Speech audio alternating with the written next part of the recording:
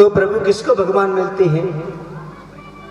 ऊंचे वर्ण को भगवान मिलते नहीं, ब्राह्मण को मिलते नहीं, स्नान करने वाले को भगवान मिलते नहीं, लंबी उम्र वाले को भगवान मिलते नहीं। तो भगवान किसको मिलते हैं? कि सुनो कि भक्त्या तुष्यति केवलम परमया भक्त प्रियो माधव। भगवान मिलते हैं भक्त को, और भक्त कोई भी हो, चाहे पशु हो, चाहे पक्षी हो, चाहे मनुष्य हो, चाहे वर्ण से हो, चाहे वर्ण से नहीं हो, चाहे अंधा हो, चाहे बहरा हो, कोई भी क्यों नहीं हो महाराज, जिसके हृदय में भक्ति है भगवान उसको मिलते हैं। भक्त प्रियो माधव।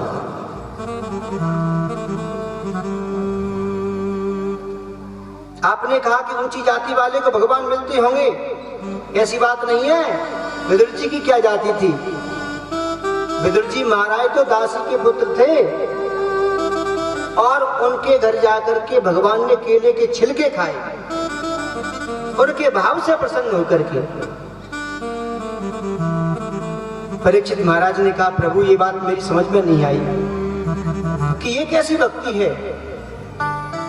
दुनिया भगवान को केला खिलाती है, छिलके नहीं खिलाती, परंतु आप कह रहे हो कि भगवान ने उनके केले के छिलके खाए। भाई केले के छिलके तो जब भी खाएंगे जब हम देंगे, तो देंगे नहीं तो कैसे खा लेंगे? तो इसका मतलब ये है कि विदुर जी महाराज ने केले के छिलके खिलाए होंगे कि हाँ केले के छिलके खिलाए, भगवान ने खाए। कि ये प्रसंग मुझे बताओ। भगवान सुखदेव कहते हैं राजन, कौरव जब पांडवों को लाक्षा गृह में जलाने का षड्यंत्र रच रहे थे, तो कौरवों के प्रधानमंत्री हैं विदुर जी महाराज। धृतराष्ट्र सिंहासन पर बैठे हैं।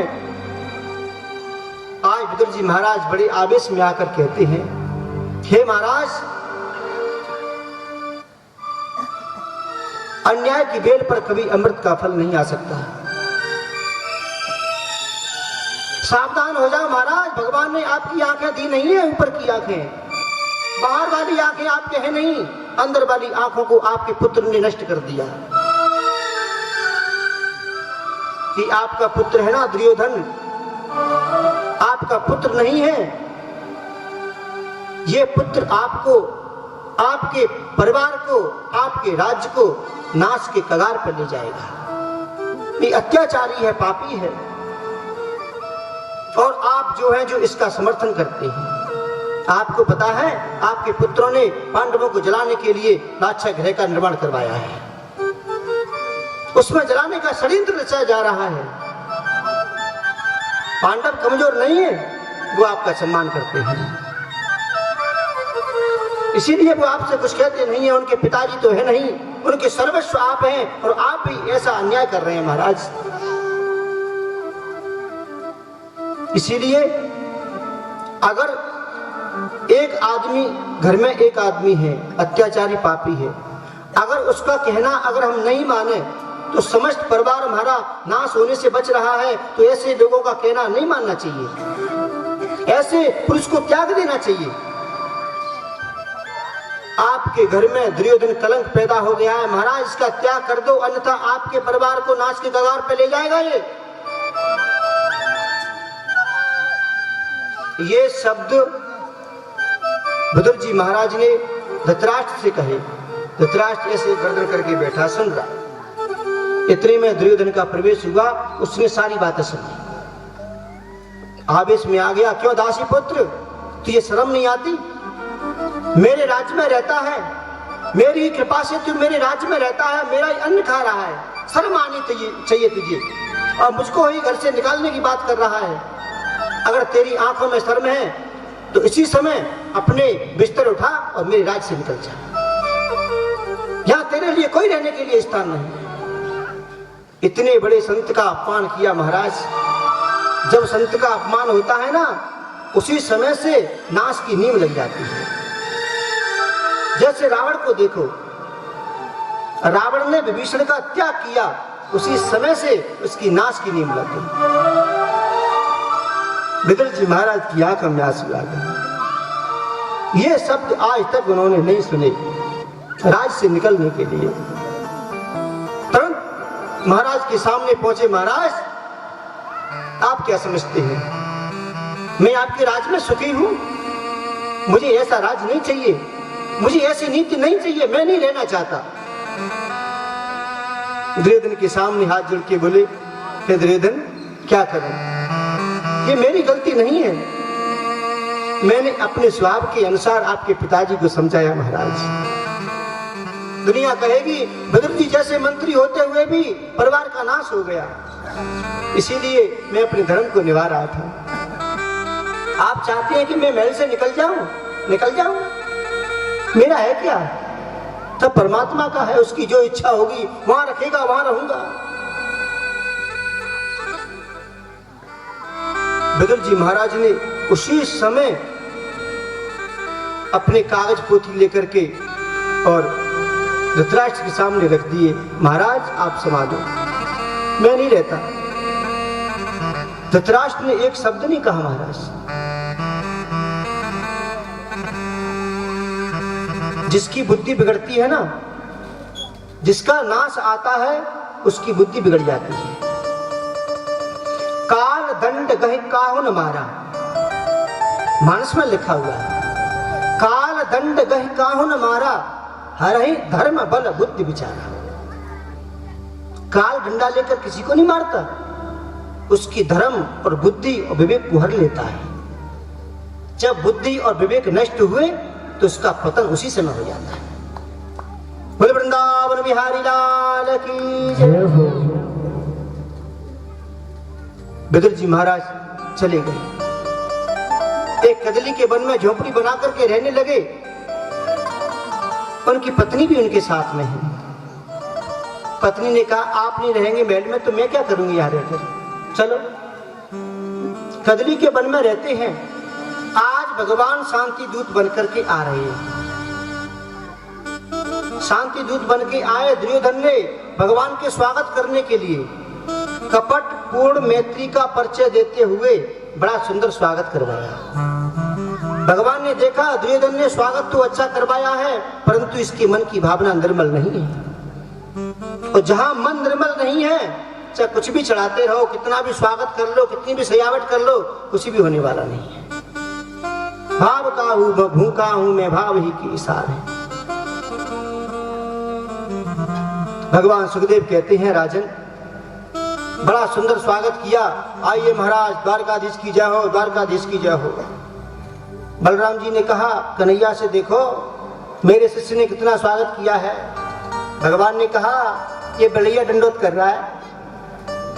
हाँ, बलैया दंडोत कर रहा है, सावधान रहना है इससे। ये आपका शिष्य तो है, बड़ा अत्याचारी पापी है।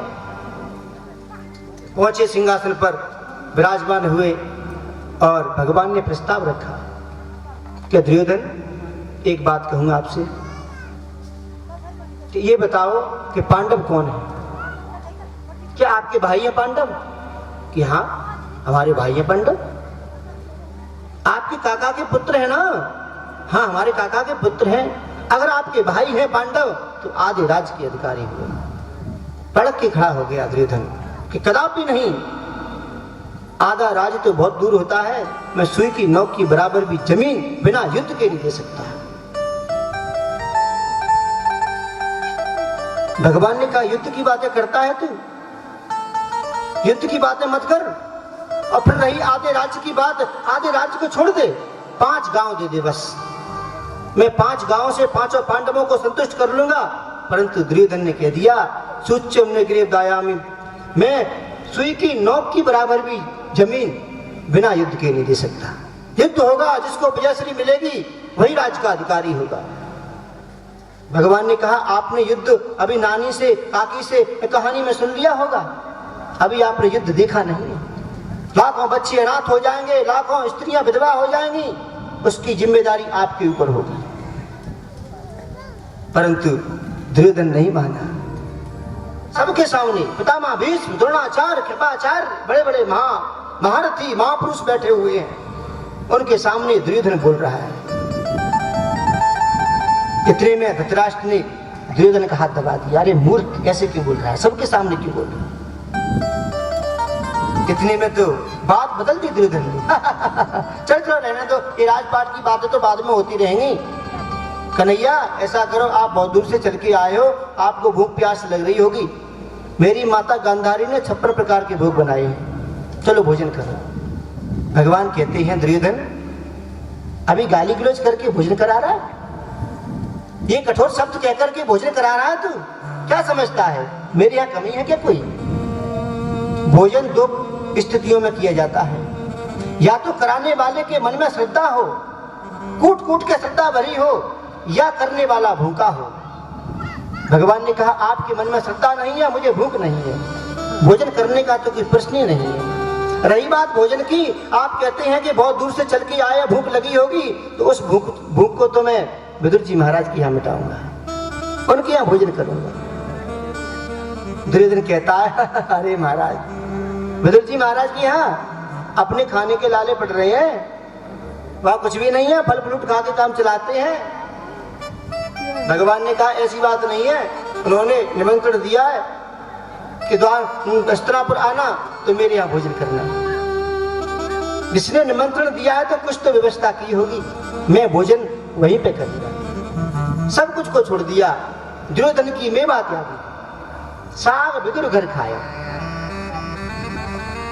और भगवान, अच्छा ये बात पता चल गया, भगवान ने कहा कि मैं विदुर जी के यहाँ भोजन करूंगा, तो विदुर जी को न जाने कहां से पता चल गई बात कि भगवान मेरे यहाँ भोजन करने आ रहे हैं। और उन्होंने अपनी पत्नी से कहा देवी जाओ घर में व्यवस्था करना, झाड़ू पोछा लगाना, चौक बोक लगा के और तैयारी करना, मैं ऐसा करता हूँ। इतनी देर में कन्हैया आएंगे ना, मैं बजरिया से कुछ सामान लेकर के आ रहा हूँ, इतने में आप घर पहुंचो। विदुरानी अपने घर पहुंच गई, झाड़ू पोछा किया, लिपिया ऐसे रंगोली बनाई, सब व्यवस्था करके रखा। कन्हैया आने वाले हैं, अब तक आएंगे, थोड़े बहुत समय तो लगेगा, अब थोड़ा बहुत समय लगेगा, इतने में काका जी आ जाएंगे, इतने में मैं स्नान करूंगा। काका जी गए बजरिया में सामान लेने के लिए, नाश्ता वगैरह, और इधर में काकी जी कर रही हैं स्नान। इधर में काकी जी स्नान कर रही हैं। भगवान विदुर जी महाराज की कुटिया पर पहुंचे। अभी काका जी आए नहीं है, विदुर जी आए नहीं है बजरिया से। काकी जी स्नान कर रही हैं, कपड़े उतार दिए, वो स्नान तो कपड़े उतार के होते हैं। स्नान हो रहे हैं और फाटक लगा हुआ है। नियम ये होता है कि अगर कोई स्त्री स्नान कर रही हो तो जहां स्नान कर रही है उसमें ओट लगा ले, थोड़ी सी आड़ लगा ले, जैसे कोई दिखे नहीं। खुले में स्नान नहीं करना चाहिए स्त्रियों को, पाप लगता है। अगर ज्यादा खुला घर है तो उसमें थोड़ा सा जैसे कपड़े से या चारपाई खड़ी करके, कैसे भी करके, भाई सब तरह के लोग होते हैं। देखो एक आदमी तो ऐसा है जिसके घर में बाथरूम बनी हुई है, अटैच बाथरूम। एक आदमी ऐसा है झोपड़ी में रहता है, कहाँ कैसे क्या व्यवस्था करे, बेचारा ट्यूबवेल पे स्नान करता है, सब बच्चे स्नान करते हैं, पत्नी भी स्नान करती है। इसीलिए अगर स्त्री स्नान करे तो थोड़ी सी आड़ कर ले। बोले वृंदावन बिहारी लाल की जय। अब काकी जी की कुटिया में फाटक लगा हुआ है और जो स्नान करने की जगह थी उसमें स्नान कर रही है। जय श्री कृष्ण जय श्री कृष्ण जल डालती हैं, बड़ी प्रसन्न है। अब तो कन्हैया आने वाले होंगे और मैं स्नान करके तैयार हो जाऊं। इतने में क्या हुआ कि कन्हैया पहुंच गए। जैसे भक्त भगवान के मंदिर में जाता है जूते चप्पल उतार करके, ऐसे ही भगवान ने अपने जूते चप्पल उतार दिए और उनकी कुटिया पे ऊपर पहुंची। कुंडी लग रही है, ऐसे कुंडी खटखटाते हैं। आजकल तो बैल चल गई है, बैल दबा दो और चल जाता है। वहां तो उनकी कुंडी ही बैल थी। अब ऐसे खट खट खट खट करते हैं। अरे काका जी द्वार खोलो ना, अरे काकी जी द्वार खोलो ना। काकी जी ने सब कौन आ गया, मैं स्नान कर रही हूँ, काम है का कौन आ गया है। अब थोड़े से फिर से आवाज लगाई, अरे काकी जी तेरा द्वार खोलो ना, बहुत देर हो गई खड़े खड़े हमको। काकी जी ने थोड़ा गौर करके सुना, अरे ये तो मेरे कन्हैया की आवाज है, अरे ये तो द्वारकाधीश की आवाज है, अरे वो तो आ भी गए। इतनी प्रसन्न हुई भगवान की आगमन में, इतनी प्रसन्न हुई, कपड़े पहनना भी भूल गई और निर्वस्त्र होकर ही और भगवान के स्वागत के लिए आगे बढ़ी। जैसे आप फिर कन्हैया आ रहा हूँ मैं, अरे लाला में आ रहा हूँ, गोविंद में आ रहा हूँ, द्वारकाधीश में आ रही हूँ, अभी रुको। जैसे कुंडी खोली, गेट खोला, गोविंद ने देखा ये तो मेरे आगमन में सब कुछ भूल गई और निर्वस्त्री आ गई मुझे मेरा स्वागत करने के लिए। अपना पीताम्बर लिया और काकी जी के ऊपर डाल दिया। काकी जी और वो मुझे ध्यान भी नहीं है ये क्या हुआ, गोविंद में तो सब भूल गई। अरे काकी जी और गई और कपड़े पहन के आई और गोविंद आपको बैठाती हूँ, अभी देखो। अभी काका जी बाजार गए, कुछ ला रहे होंगे खाने के। अब काकी जी ने एक पाटा लिया,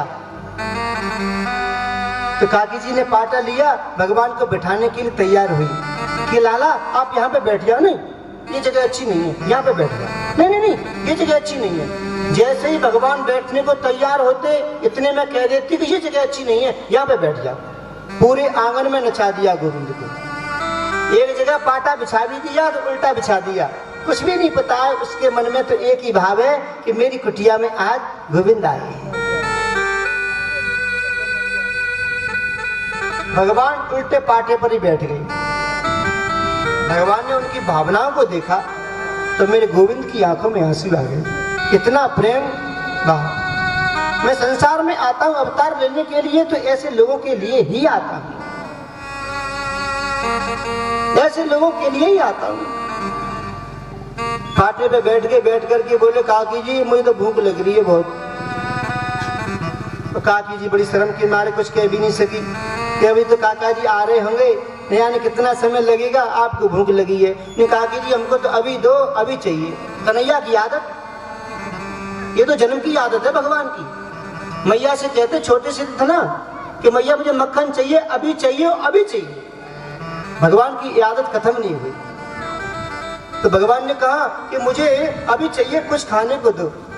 काकी जी कहती है नया ने कितना समय लगेगा काका जी को, और मैं अभी रुको, मैं कदली के वन में जाती हूँ और कुछ फल लाती हूँ। दौड़ी दौड़ी गई और कदली के वन से एक केले की डाली लाई इतनी बड़ी और गोविंद के सामने रख दिया। पत्तल बिछाई और पत्तल बिछा करके और एक केला निकाला। इतनी भाव विभोर हो गई, देखो मेरी कुटिया में पहली बार गोविंद आए हैं, मैं अपने हाथों से फल खिला रही हूँ गोविंद को, और फल को निकाल के तो फेंक देती और केले के छिलके को पत्तल में रख देती। भगवान ने केले का छिलका लिया, खा गए। काकी जी बहुत मीठा है, बहुत मीठा है। काकी जी कह रही है मैं अपने हाथों से जल देती हूँ इसकी, रोजाना बड़ी देखभाल करती हूँ इसकी, बड़ी पालन पोषण करके मैंने इसको, इस वृक्ष को बड़ा किया है। जब फल लगी है इसमें, एक फल और रखा, छिलका रखा, वो भी खा गए। 2 छिलके, 4 छिलके, 10 छिलके, तकरीबन 40 छिलके खा गए गोविंद। आंगन में कोना था, उस कोने में इतने सारे केलों का ढेर हो गया। भगवान छिलका छिलका छिलका खा रहे। भगवान की आंखों में आंसू। काकी जी भी रो रही हैं, दोनों रो रहे हैं। भगवान रो रहे हैं, वाह काकी जी धन्य है आपके लिए। काकी जी रो रही है कि मुझे, मेरे लिए धन्य है कि गोविंद मेरे हाथों से भोजन कर रहे हैं आज। इतने में काका जी आए, अरे अरे देवी द्वार खोलो जल्दी, द्वारकाधीश आने वाले होंगे। काकी जी द्वार खोलने के लिए गई। काकी जी ने कहा नहीं नहीं हमको कोई द्वारकाधीश नहीं चाहिए, हम तो वैसे ठीक है। अरे भाग लो आप, ऐसे कह रही है। कल तो इतना प्रेम कर रही थी द्वारकाधीश से, बड़ा बड़ा नाम ले रही थी उनका, बड़ी बड़ाई कर रही थी, और आज आने वाली हैं तो आप कह रही हैं कि हमको कोई जरूरत नहीं है। काकी जी ने कहा कि मैंने आप जैसा बोला दुनिया में नहीं देखा है। हाथ पकड़ के ले गई, देखना ये कौन बैठा है। और कन्हैया कब आ गए? अरे लाला मुझे तो बहुत देर हो गई, मुझे क्या पता था कि आप घर में पहले से बैठे हो। अब जैसे कन्हैया के हाथ में छिलका देखा, छिलका देखा, अरे कन्हैया छिलका खा रहे हो आप, छिलके को फेंक दो। छिलका खाए का छिलका, अरे राम राम राम राम। काकी को ध्यान आया, और ये क्या हो रहा है, फल वो पड़े हैं, छिलके खा गए। भगवान कह रहे कि भैया हमको तो ये लग रहा था काकी जी कुछ खिला रही हैं। काकी जी ने सॉरी की, कन्हैया मुझसे गलती हो गई, देखो मुझे पता भी नहीं चल पाया, आपको छिलके खिला दिए। काका जी ने कहा ये तो पागल है बिल्कुल, ये तो जन्म से ही ऐसी भोली रही है। चलो जाने दो, मैं बाजार से लड्डू लाया हूँ, इसको खा लो। जैसे एक लड्डू दिया काका जी ने, आधा मुंह में लिया होगा तो काका भगवान ने कहा कि काका जी एक बात कहूँ, जो स्वाद इस छिलके में था वो इस लड्डू में तो नहीं है। लड्डू खिला करके तो आप एक फॉर्मेलिटी पूरी कर रहे हैं, परंतु काका जी ने क्या खिलाया, काकी जी ने क्या खिलाया, इतना प्रेम शायद ही आज तक किसी ने किया हो। रामावतार में एक ने किया था, सबरी ने। सबरी ने जब फल खिलाए थे तो ऐसा ही प्रेम सबरी ने भी किया था।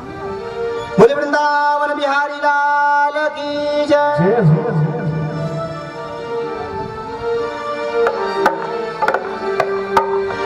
भाव का भूखा हूं मैं, बस भाव ही एक सार है।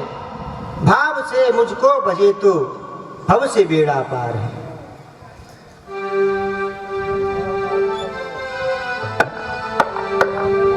हो हमने आंगन नहीं बुहारा, हमने आंगन नहीं बुहारा, चंचल मन को नहीं संवारा। कैसे आएंगे भगवान, कैसे आएंगे भगवान।